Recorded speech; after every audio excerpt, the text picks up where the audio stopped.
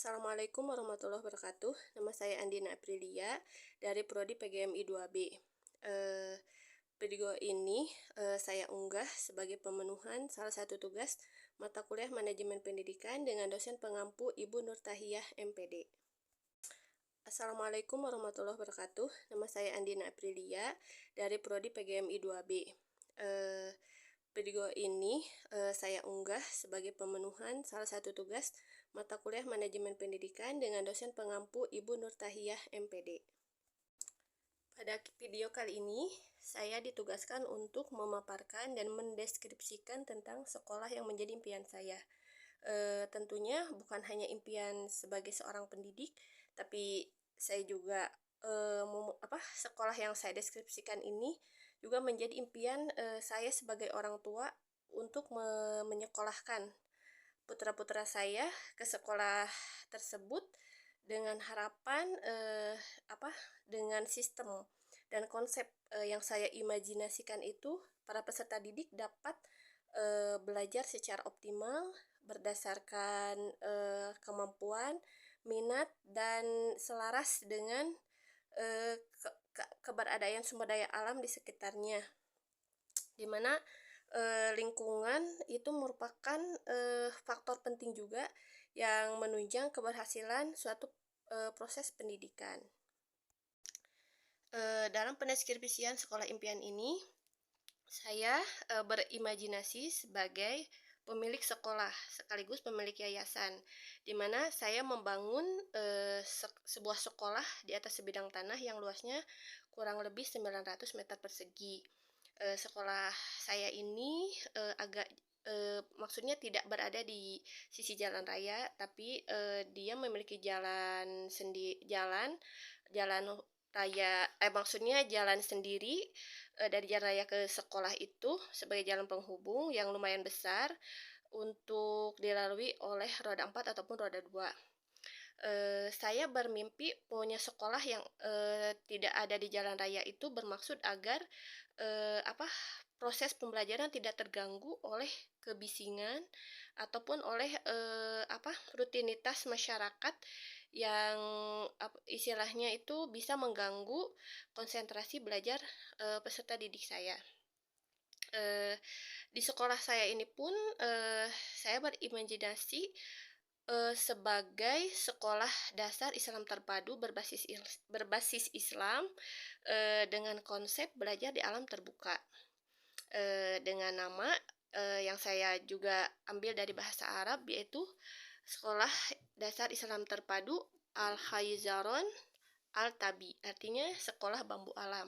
Kenapa saya memilih nama tersebut? Karena saya terinspirasi oleh keberadaan bambu, yang di mana di Cihanjuang ini bambu itu sangat mudah didapat karena bambu itu mudah ditanam dan tidak memerlukan perawatan khusus. Dan juga selain itu, filosofi bambu bagi kehidupan itu sangat dalam ya. Bambu itu memiliki banyak manfaat bagi kehidupan manusia. Nah, diharapkan dengan filosofi bambu ini lulusan dari sekolah saya, baik itu siswanya, memiliki kebermanfaatan bagi lingkungan, bagi keluarganya, bagi masyarakat di sekitarnya juga.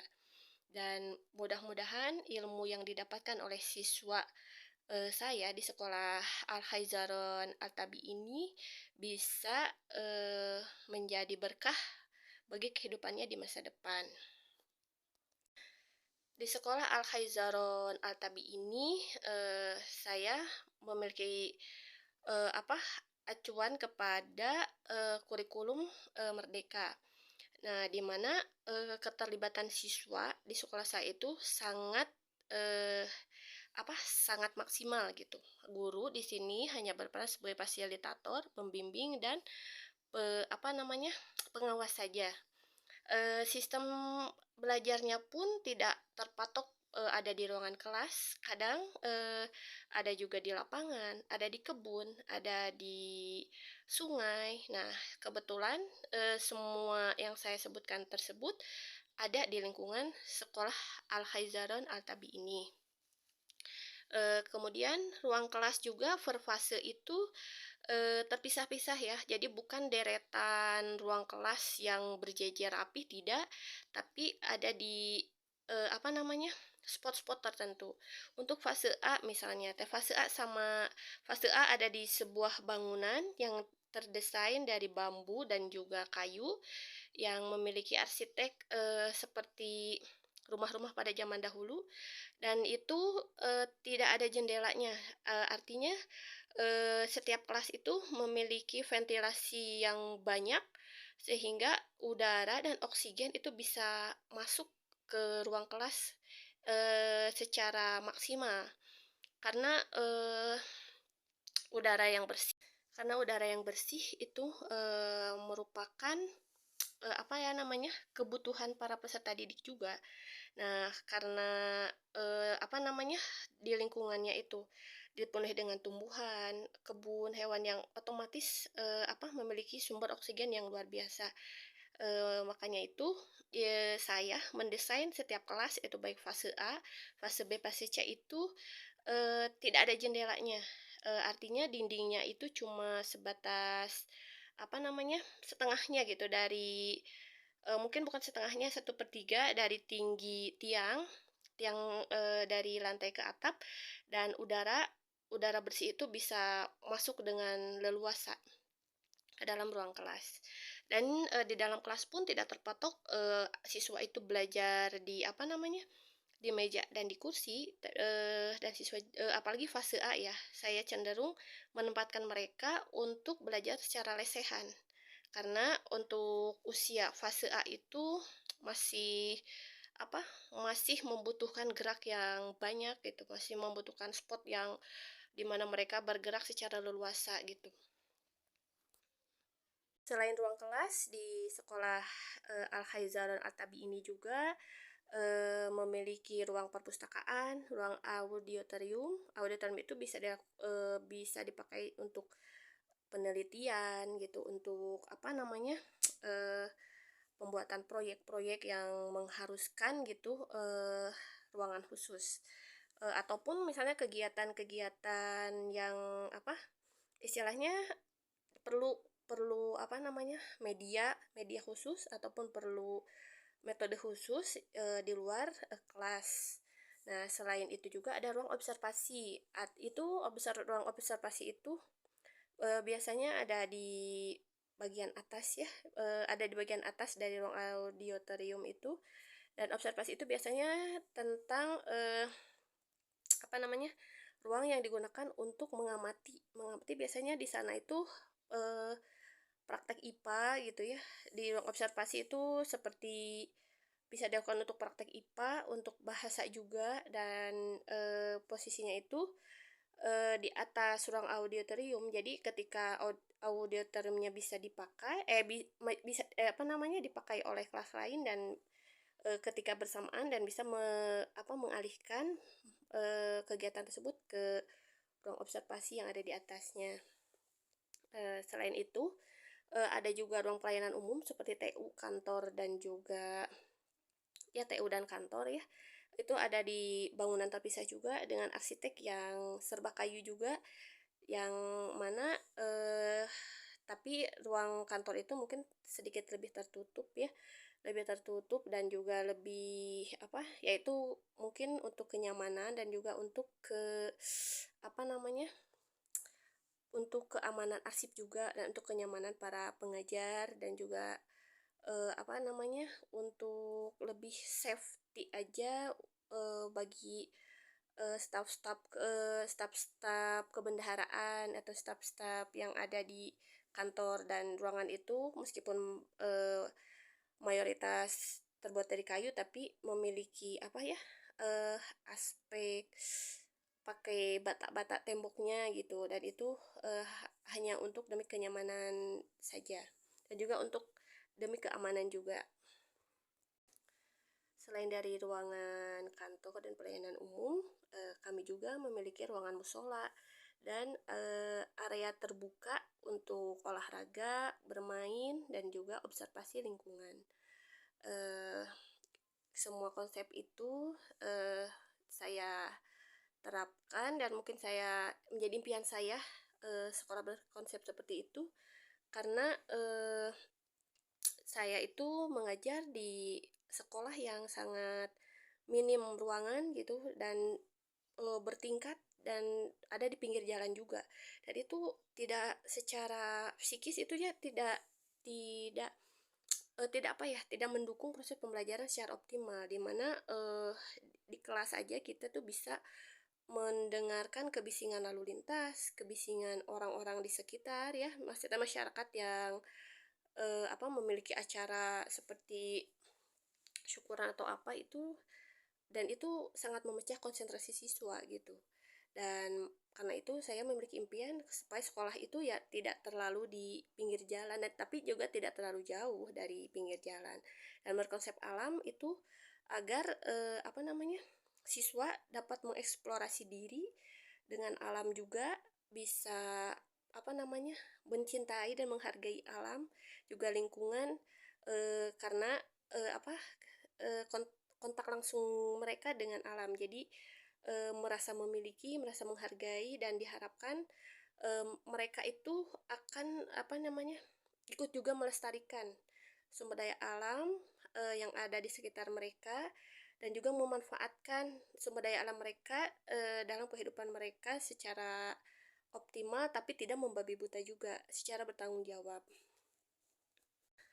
Dari segi pengajar juga, saya, eee, apa, bermimpi gitu agar sekolah yang saya dirikan itu, eee, dipenuhi oleh tenaga-tenaga pendidik ataupun pendidik dengan standar yang standar yang umum dan berkompeten. Artinya umum di sini ya mereka itu harus sudah bersarjana, bertitel sarjana pendidikan karena, apa namanya, untuk di dunia pendidikan itu memang seharusnya itu dari tenaga kependidikan yang berasal dari fakultas pendidikan gitu. Jadi tidak salah kaprah dan ilmu mereka bisa bermanfaat dan diaplikasikan secara nyata.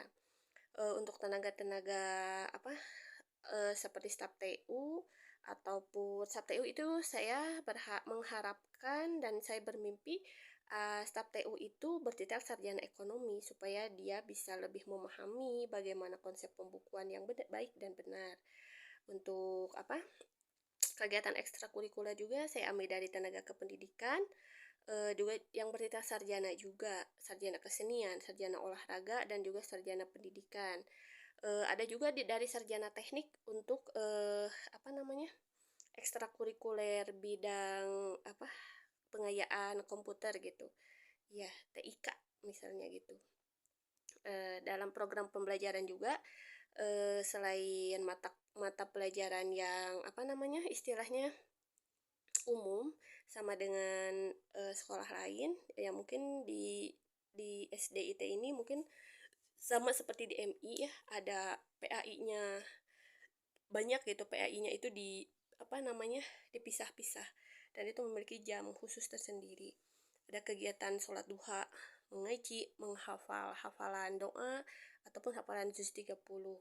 Dan juga di ekskulnya juga, terdapat ekskul TIK, bahasa Inggris, terus pramuka dan juga kesenian. Dan seni itu terdiri dari seni tari dan seni musik dan juga, eee, apa, seni seni seni menggambar gitu, seni melukis gitu, ya.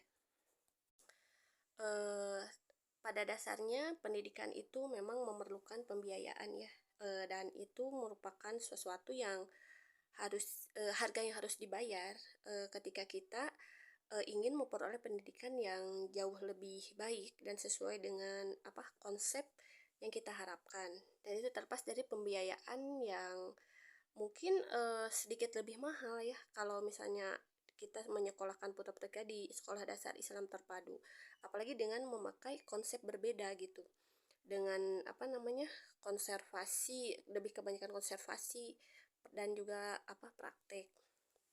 Di sekolah Al Hazaron juga, eee, apa, menekankan,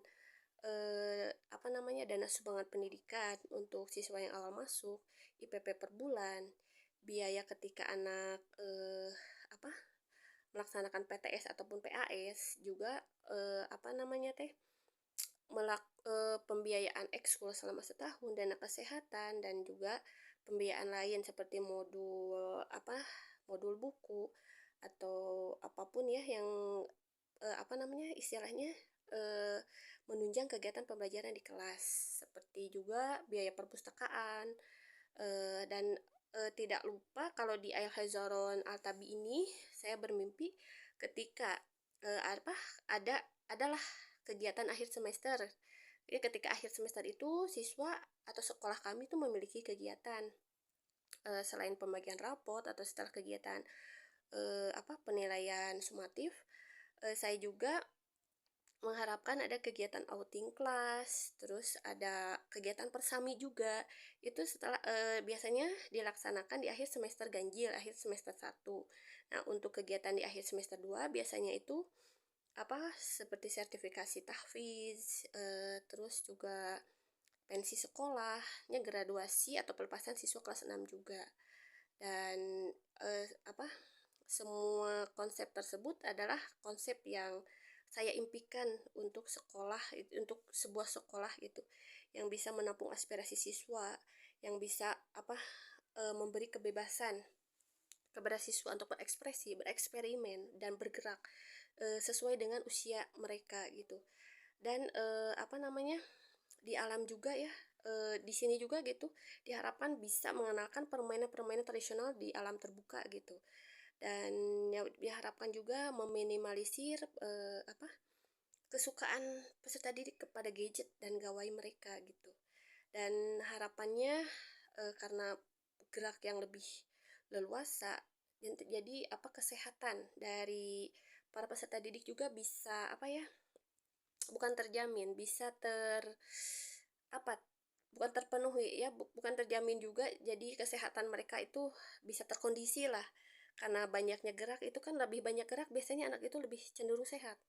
Karena lebih banyak berkeringat, mereka juga lebih banyak mengeksplor eh, apa bakat atau minat yang ada dalam dirinya. Tidak terpaku pada teori yang ada di buku, tapi mereka juga bisa belajar dari alam, bisa belajar dari lingkungan sekitar. Nah, untuk draft atau gambarnya saya lampirkan eh, di draft yang telah saya PDF-kan, dan itu gambar-gambar tersebut merupakan inspirasi dari sekolah-sekolah alam yang ada di Indonesia. Dan ya, memang konsep seperti itulah yang menjadi impian saya ketika saya dianugerahi oleh Allah keleluasaan rezeki ataupun keleluasaan kemampuan, dan mudah-mudahan terkabul atas izin Allah Subhanahu wa taala. Mudah-mudahan apa yang saya harapkan, apa yang saya impikan tentang sekolah tersebut bisa terwujud, mungkin tidak oleh saya tapi juga oleh orang-orang yang ada di Cihanjuang, karena di Cihanjuang itu apa namanya mm, memerlukanlah konsep sekolah seperti itu, karena di Cihanjuang itu masih banyak lahan yang bisa menunjang gitu. Tapi juga mungkin karena harus adanya juga kesadaran dan eh, keinginan dari para pemilik modal dan juga para pemilik yayasan juga ya, yang mau berkontribusi untuk menciptakan atau mendirikan sekolah yang berkonsep alam tersebut. Utamanya kenapa harus bambu juga, itu ya bambu banyak di Cianjuang, dan ketika pohon bambu itu bisa ditanam di mana saja dan juga tidak perlu perawatan khusus. Cuma perawatan khususnya itu mungkin setelah bambu itu menjadi bangunan, dan perawatannya itu ketika dia sudah diaplikasikan gitu. Nah, demikian demikian saya paparan tentang sekolah impian saya. Mohon maaf bila ada kekurangan, dan mohon maaf bila terjadi atau terdapat salah-salah kata. Wassalamualaikum warahmatullahi wabarakatuh.